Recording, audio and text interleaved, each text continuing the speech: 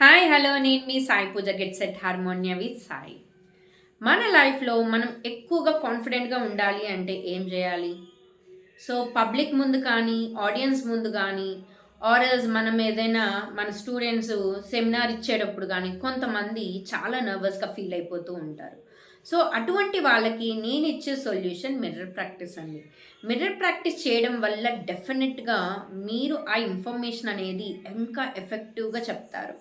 So ఈ mirror practice అనేది ఏం లేదండి. జస్ట్ మీరు ఇన్ఫర్మేషన్ ఏదైతే డెలివర్ చేయాలనుకుంటున్నారో ఆ ఇన్ఫర్మేషన్ని మీరు మిర్రర్ ముందు మీకై మీరు ఒకసారి చెప్పుకోండి.